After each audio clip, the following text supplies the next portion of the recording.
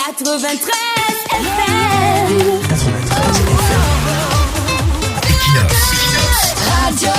Bonjour, rendu le 15 août 2026 à Rabat pour encourager les Lions indomptables avant la finale de la CAN, le Premier ministre chef du gouvernement, Sa Majesté Dion Ngouti, déclarait lors de son échange avec les joueuses, nous le citons, le président Paul Biya et son épouse Chantal vous attendent à Yaoundé avec la coupe. Fin de citation. Lorsque quelqu'un vous dit « je vous attends à la maison », cela signifie que lorsque vous arriverez, vous l'y trouverez. Inversement, une telle affirmation est loin de signifier que vous ne le trouverez pas ou pire encore que vous devrez plutôt l'attendre à votre arrivée.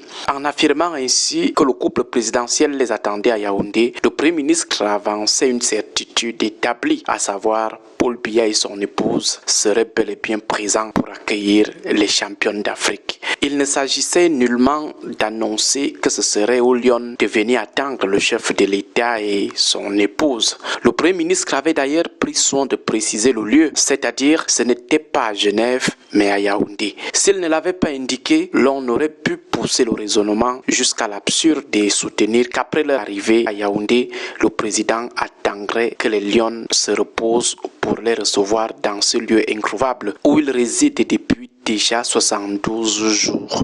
Quel est donc le problème avec cette déclaration promesse de Dion Ngouti? Le problème, c'est que les Lions sont finalement arrivés hier au Cameroun avec cette coupe, précisément à Yaoundé, là même où le Premier ministre affirmait que le couple présidentiel piaffait d'impatience de les recevoir avec le trophée. Triste constatation pour les joueuses, des personnes censées les attendre chaleureusement, l'on n'a aperçu aucune trace, pas même l'ombre du président ni de son épouse. La présence d'au moins l'un d'entre eux aurait pourtant atténué les interrogations sur la sincérité de la promesse de Dion Ngouti. Les filles à qui l'on avait promis que le couple d'Etoudi les attendait se sont finalement retrouvées accueillies par des ministres impopulaires ou totalement déconnectés des réalités du football. L'on a ainsi vu la ministre de la promotion de la femme et de la famille qui n'avait même pas daigné leur dire au revoir lors de leur départ pour la CAN s'exposer fièrement dans la Jeep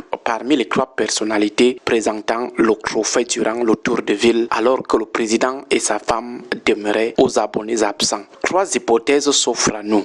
Soit Sa Majesté Dion Ngouti a menti, soit il ne disposait pas de la bonne information quant à la présence effective du président en cas de retour triomphal des Lions, soit il ne croyait pas réellement à la victoire de ses filles et s'est alors permis une telle imprudence.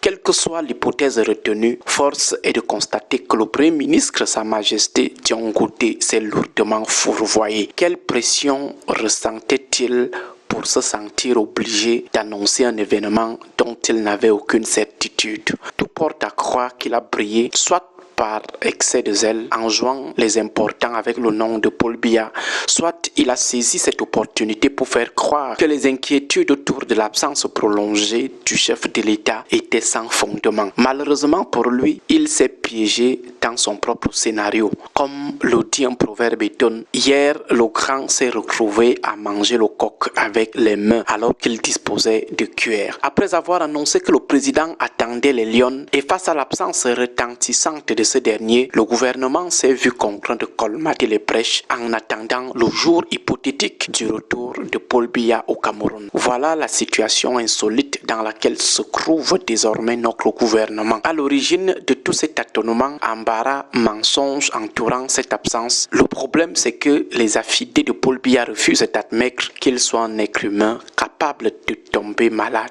Malgré son âge avancé, 93 ans, et ses 44 ans de règne sans partage, ces laudateurs courtisans de Paul Biya refusent d'envisager qu'un homme comme lui, qu'en tant qu'être humain, lui aussi il peut tomber malade un jour. Voilà pourquoi il s'embourbe dans une communication truffée d'approximations et de contre-vérités. L'un d'eux a récemment prétendu que le président était en congé et que ce repos pouvait aller jusqu'à 80 jours. Dans 7 jours, ces 80 jours seront épuisés.